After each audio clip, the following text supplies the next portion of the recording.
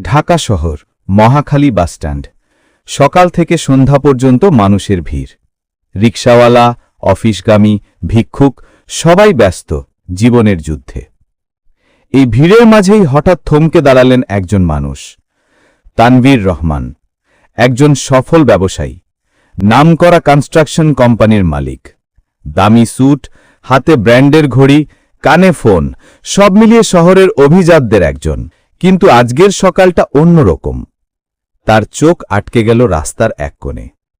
একটা ছোট্ট চায়ের দোকান, ভাঙা টেবিল, প্লাস্টিকের চেয়ার। চা বানাচ্ছে এক মহিলা, তার পাশে দাঁড়িয়ে আছে এক কিশোরী মেয়ে। তানভীরের বুক ধক করে উঠল। এ তো রুবিনা, তার প্রাক্তন স্ত্রী। আর মেয়েটি, এ তো সামিয়া, তারই রক্ত। 10 বছর আগের স্মৃতি ঝাঁপিয়ে পড়ল তার মনে। গ্রামের বাড়িতে বিয়ে হয়েছিল। রুবিনা তখন সাদামাটা কিন্তু মায়াবী। তানভীর ঢাকায় ছোট ব্যবসা করত, সংগ্রামের জীবন।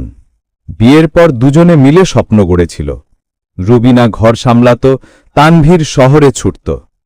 তাদের ছোট্ট ঘরে ছিল হাসি, ছিল স্বপ্ন। রুবিনা রান্না করত, তানভীর ফিরলে দরজায় দাঁড়িয়ে থাকত। একদিন সেই ঘরে জন্ম নিল সামিয়া। তাদের জীবনে যেন আলো ফুটল। কিন্তু সুখ বেশি দিন টিকল না। তানভীর একটু একটু করে সফল হতে শুরু করলে বদলে যেতে লাগল চারপাশ। নতুন বন্ধু, শহরের আভিজাত্য, লোভী আত্মীয়রা তাকে ঘিরে ফেলল। রুবিনা বলতো, আমাদের ঘরটাই তো আসল। কিন্তু তানভীর তখন গর্বে অন্ধ। একদিন তুচ্ছ বিষয়ে বড় ঝগড়া।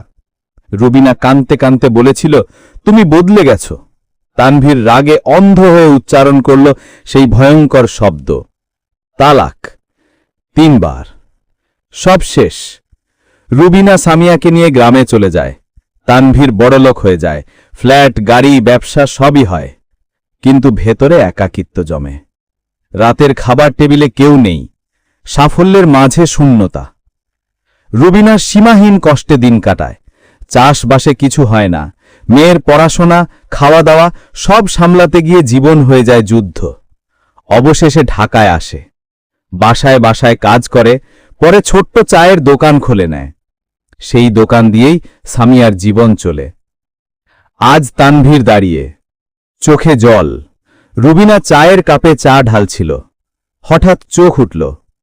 দুজনের চোখাচোখি। সময় থেমে গেল। রুবিনা ঠোঁটে কষ্টের হাসি টেনে বলল, এতদিন পরে চিনতে পারলে? তানভীর কোনো উত্তর দিতে পারল না। চোখে জল গড়িয়ে পড়ল। সামিয়া জিজ্ঞেস করল, মা, উনি কে? রুবিনা বলল, ও তোমার বাবা সোনা। সামিয়া হতবাক। যে মানুষটিকে এতদিন শুধু গল্পে শুনেছে, আজ সে সামনে দাঁড়িয়ে। তানভীর হাঁটু গেড়ে বসে পড়ল। রুবিনা, আমাকে মাফ করে দাও। আমি ভুল করেছি। আমি তোমাদের কষ্ট দিতে চাইনি। রুবিনার চোখে অশ্রু। সে বলল, তুমি যা করেছ তার শাস্তি আমি পেয়েছি, সামিয়াও পেয়েছে। এখন আবার আগের মতো কিছু হবে না। সামিয়া বাবার হাত ধরে বলল, মা, বাবাকে মাফ করে দাও।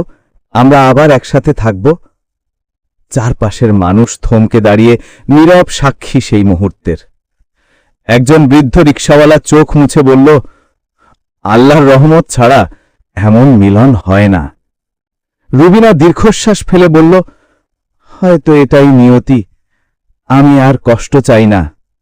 সামিয়ার ভবিষ্যতের জন্য, হ্যাঁ, আমরা আবার একসাথে চলব। তানভীর কেঁদে উঠল। স্ত্রী আর মেয়েকে বুকে জড়িয়ে নিল। 10 বছরের বিচ্ছেদ ভেঙে আবার মিলন হল।